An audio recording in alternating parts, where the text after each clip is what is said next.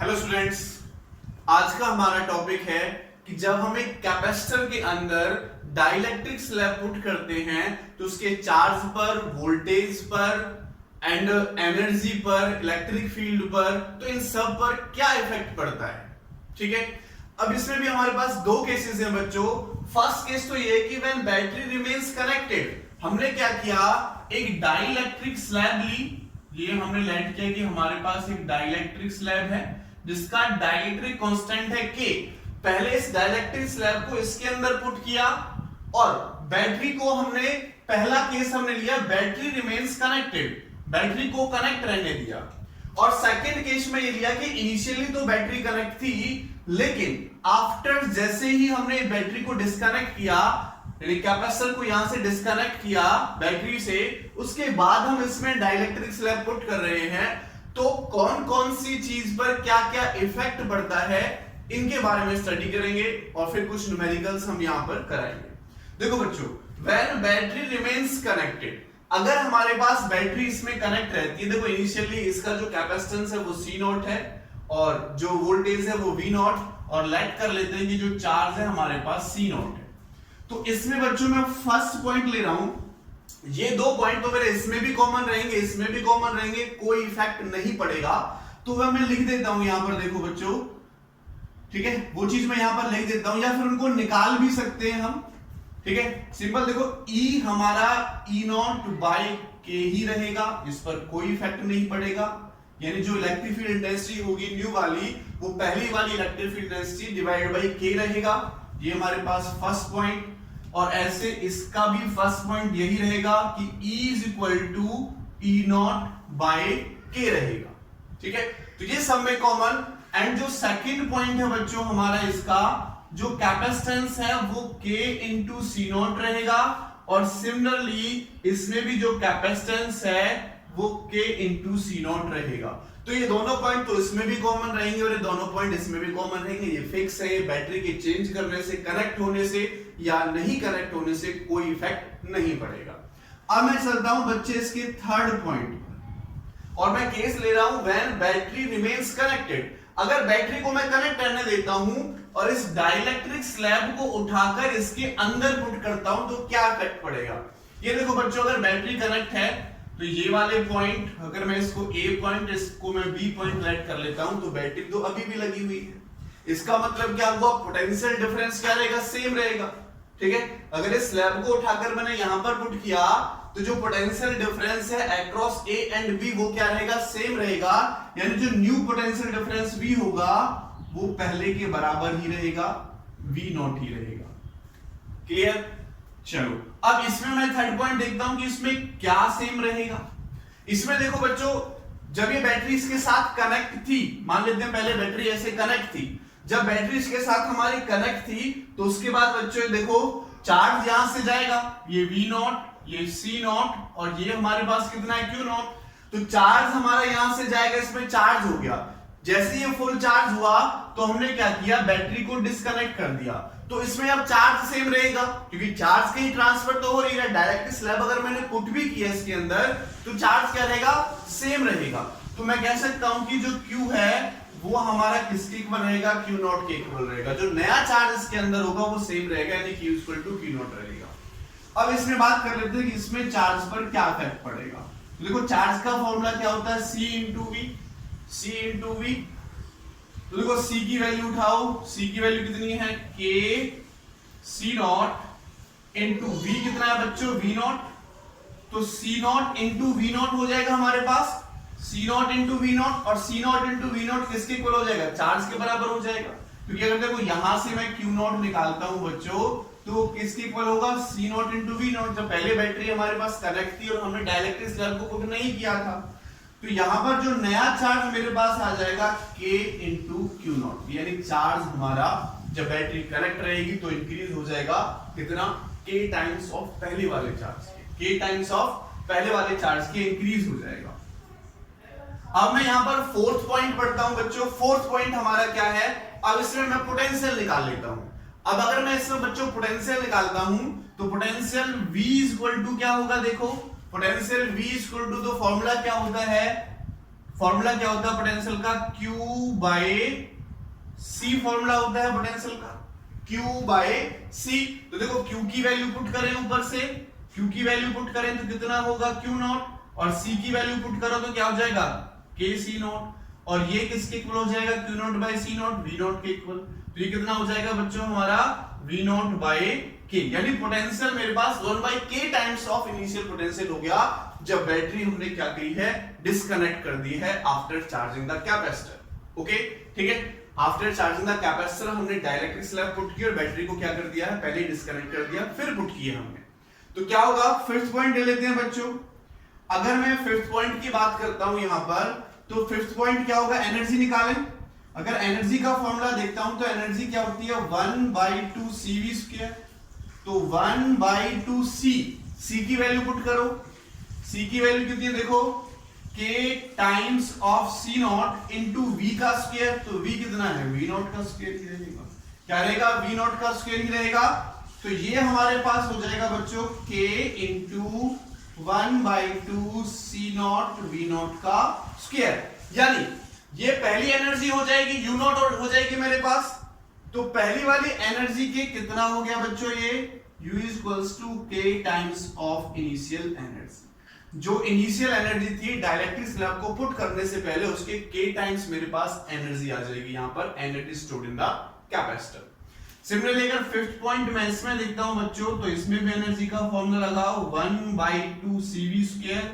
तो 1/2 C की value कितनी होगी, K C not into V की वैल्यू क्या निकाली हमने देखो, तो ये हो जाएगा V नॉट का स्क्वायर अपॉन K का स्क्वायर।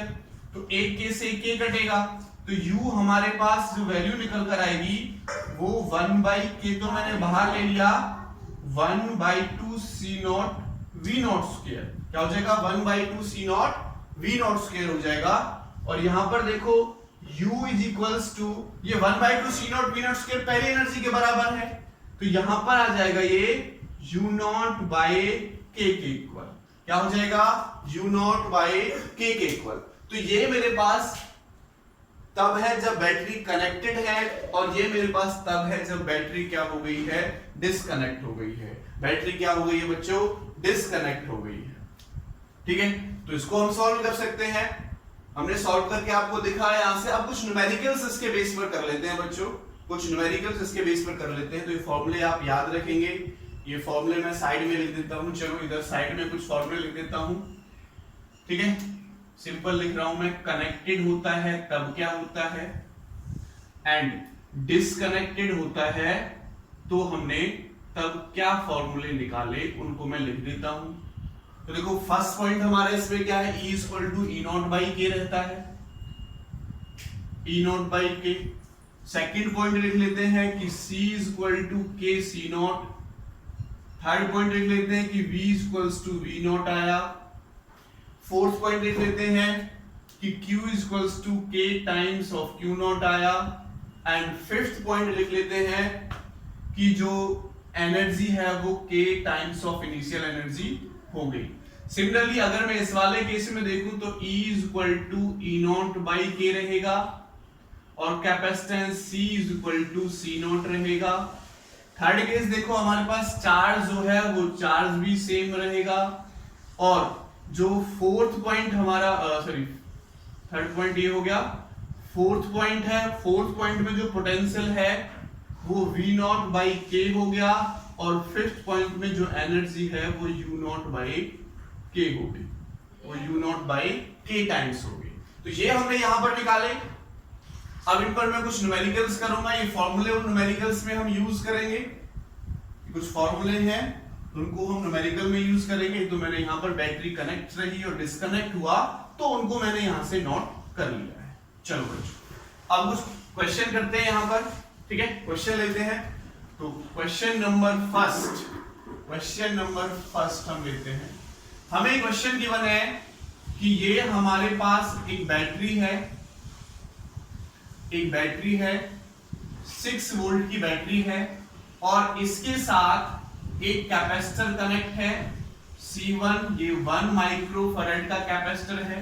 यहां पर एक की लगी हुई है, स्विच लगा हुआ है, ये हमारे पास जो C2 है ये भी 1 माइक्रोफैराड का कैपेसिटर है, ठीक है, ये हमें गिवन है। इनिशियली कहता है कि जो स्विच है इनिशियली क्लोज था, तो मैं लिख देता हूं क्वेश्चन को, initially switch is closed. Initially switch हमारा क्या था बच्चों, क्लोज था। अब कहता है after some time S is open, S को हमने ओपन किया and introduced a dielectric slab of dielectric constant K is equal to 3 between the plates के बीच में हमने dielectric constant K is equal to 3 between the plates हमने put कर दिया। Find the charge and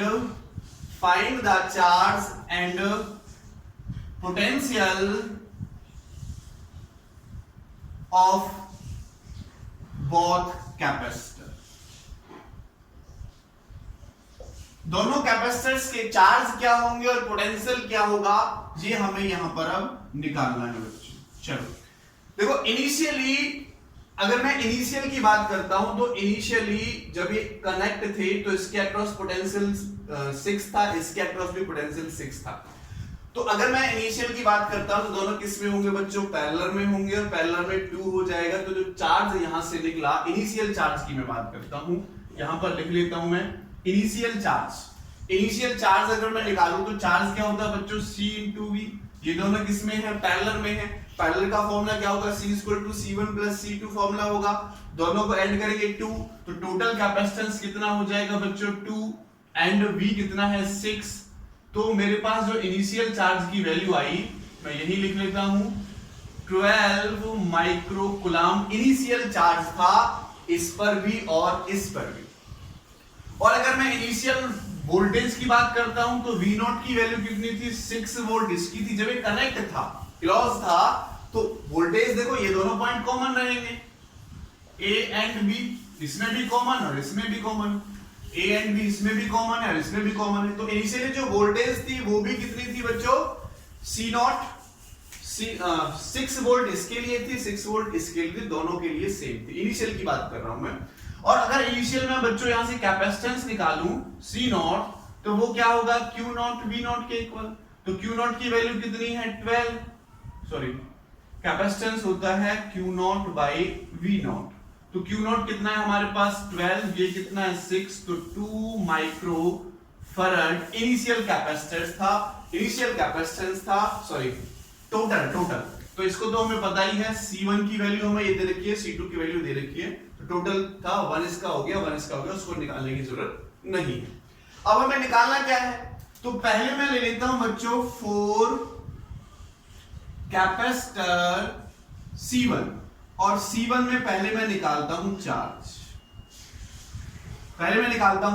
देखो अगर मैं C1 में पहले चार्ज निकालता हूं बच्चों, जिसको मैं Q1 नेम दे देता हूं, चार्ज को मैं Q1 नेम दे रहा हूं, तो मुझे बताओ जो चार्ज की वैल्यू है, इससे C1 वाले से तो बैटरी कनेक्ट है, और जब बैटरी कनेक्टेड रहेगी तो Q किसके इक्वल होगा, K × Q times of initial charge.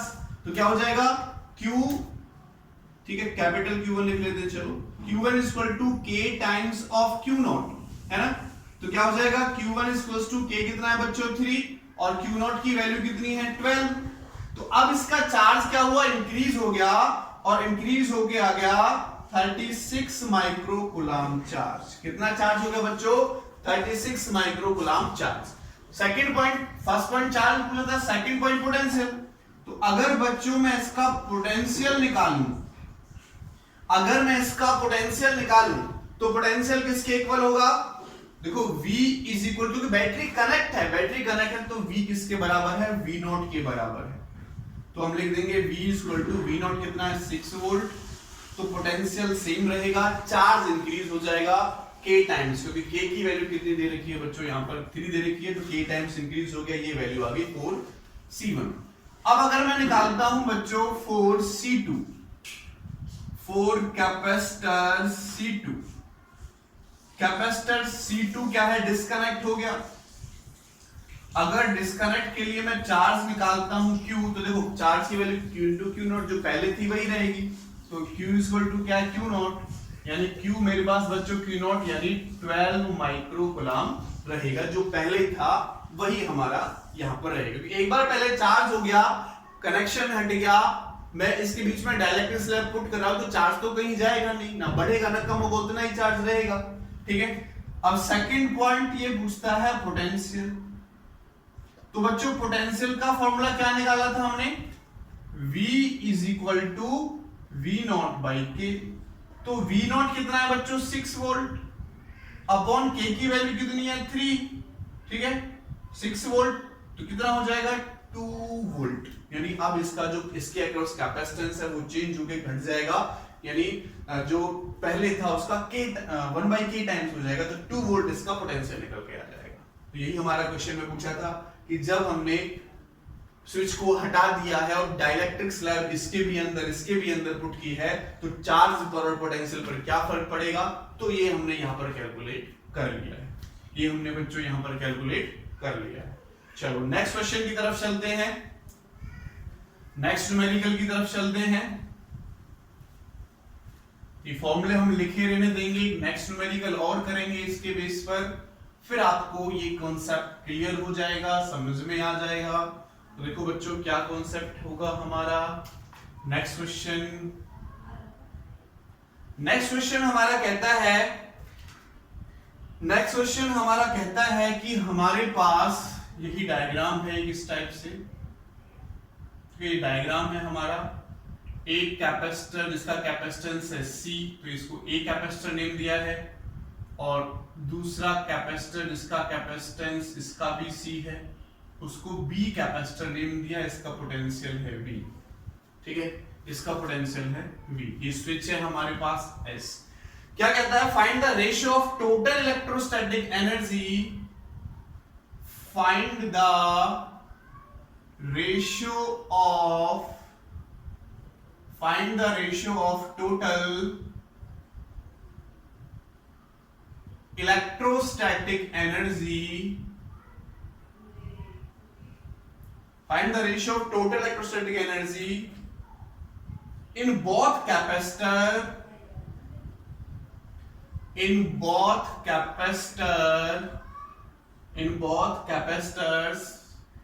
before and after the closing switch S and introduced of dielectric slab, introduced dielectric slab of dielectric constant K is equal to 3। Direct constant K की value कितनी दे रखी है बच्चों, 3 दे रखी है। तो हमें ये निकालना है, क्या कहता है क्वेश्चन में कि इनिशियली हमारे पास स्विच क्लोज है और उसके बाद हमने इसको ओपन, जब स्विच क्लोज है तो टोटल एनर्जी निकालनी है, स्विच ओपन किया तो टोटल एनर्जी निकालनी है, और दोनों एनर्जीज का रेशियो हमें निकालना है। चलो तो पहले हम लिख लेते हैं फर्स्ट केस, व्हेन S यानी स्विच S इज ओपन, जब स्विच क्लोज कर लेते हैं, इनिशियल कंडीशन ले रहे हैं क्लोज। जब स्विच हमारे पास क्लोज है तो देखो जो इसकी एनर्जी होगी वही इसकी एनर्जी होगी, क्योंकि क्लोज है, पोटेंशियल डिफरेंस भी सेम रहेगा, दोनों पैरेलल में, यहां पैरेलल में होता है तो जो एनर्जी हमारे पास होती है वो दोनों का सम हो जाएगा U1 प्लस U2। तो देखो अगर मैं U1 निकालता हूं तो U1 का फॉर्मूला 1/2CV² एंड U2 का फॉर्मूला भी, क्योंकि पोटेंशियल भी इनके अक्रॉस कनेक्ट रहेगा तो पोटेंशियल भी क्या रहेगा, सेम रहेगा, और कैपेसिटेंस भी दोनों का सेम है। तो यहां से अगर मैं एनर्जी निकालता हूं तो ऐड करेंगे, तो ऐड करने के बाद मुझे एनर्जी मिल जाएगी CV², जिसको मैं इनिशियल एनर्जी बोल सकता हूं। ठीक है, जिसको मैं इनिशियल एनर्जी बोल सकता हूं। अब मैं केस ले रहा हूं, case second, when switch S is open. अब स्विच S को क्या कर लिया बच्चों, हमने ओपन कर लिया है। अगर इस स्विच S को मैं ओपन करूंगा तो देखो अब इसकी एनर्जी अलग होगी, इसकी एनर्जी अलग होगी, लेकिन टोटल एनर्जी क्या रहेगी हमारे पास, U1 प्लस U2। तो U1 तो कनेक्ट है तो simple 1/2 CV² plus U2 disconnect है। U2 डिस्कनेक्ट है तो देखो डिस्कनेक्ट जब हुआ तो U इनिशियल वेलोसिटी के k टाइम्स है, तो मैं लिख सकता हूं 1/2 CV²/k हो, जो क्या होगा 1/2 C। अब देखो C कितना हो जाएगा बच्चों, K टाइम्स ऑफ C0। जो पहले हमारा C था उसका कितना हो जाएगा, K टाइम्स। तो पहले C था, इसको C डैश में बोल सकता हूं कि C डैश मेरे पास ये हो गया, और एनर्जी इसको U डैश बोल सकता हूं, तो K टाइम्स ऑफ C। ठीक है, और V ये कनेक्ट है तो पोटेंशियल इसका तो सेम रहेगा, प्लस 1/2, यहां पर C डैश की वैल्यू कितनी हो जाएगी, K times of C, K times of C, और यहां पर कितना हो जाएगा पोटेंशियल। अब देखो इसका पोटेंशियल, चलो वो तो हमने चेंज करके लिख दिया, पोटेंशियल क्या हो जाएगा V²/K। अब आगे देखो जो फाइनल एनर्जी हम यहां पर निकाल रहे हैं after switch is close and introducing the plates, introducing the slab between the plate, तो क्या होगा 1/2 K CV², K की वैल्यू मैं पुट कर लेता हूं 3, K की वैल्यू कितनी हो जाएगी 3, तो मैंने पुट कर लिया, प्लस 1/2। तो देखो बच्चों सिंपल अभी ले लेते हैं कि यहां पर हमारे पास ये सिंपल वाला है V, लेकिन यहां पर भी वैल्यू पुट करनी पड़ेगी V की, क्योंकि पोटेंशियल कितना हो गया V0/K, जो पहले वाला था उसका स्क्वायर हो गया, तो इसको भी मैं डैश मान लेता हूं, और इसका डैश का क्या होगा, स्क्वायर होगा, इसके डैश का भी क्या होगा बच्चों, स्क्वायर होगा। तो लेकिन यहां पर तो V डैश क्या रहेगा, V पहले वाला ही रहेगा सेम, तो V ही पुट कर देंगे, लेकिन यहां पर V डैश की वैल्यू क्या हो जाएगी V0/K, तो V0/K का स्क्वायर, एक K से एक K कटेगा, तो ये मेरे पास हो जाएगा बच्चों 1/2 CV²/K, और K की वैल्यू कितनी है 3, तो वह मैंने यहां पर पुट कर दी। तो देखो फाइनल एनर्जी और क्या होगी हमारे पास, अगर फाइनल एनर्जी निकालता हूं तो 3/2 CV² प्लस CV²/6, तो एलसीएम देखो 6 एलसीएम आ जाएगा, तो 9 CV² प्लस CV², तो हो जाएगा 10 CV²/6। क्या हो जाएगा 10 CV²/6, मेरे पास फाइनल एनर्जी आई। अगर मुझे रेशियो निकालना है तो initial energy divided by final energy करेंगे। तो देखो इनिशियल एनर्जी कितनी है हमारे पास, इनिशियल एनर्जी की वैल्यू CV² है, तो यहां पर पुट करेंगे CV² डिवाइडेड बाय, और ये हमारे पास कितना बचा बच्चों 10 CV²/6, कितना हो जाएगा ये 10 CV²/6। ठीक है, तो वैल्यूज तो सेम है, यहां पर हमने इसकी वैल्यू पुट कर दी, तो ये हो जाएगा हमारे पास 3/2 CV², और यहां पर वैल्यू पुट कर दी, तो ये हमारे पास हो जाएगा। ठीक है, तो देखो CV² से CV² कटेगा तो कितना हो जाएगा 6/10, यानी 3/5, कितना हो जाएगा 3/5। तो रेशियो हमारे पास निकल के आ गया इसका कितना 3/5। तो थैंक यू सो मच।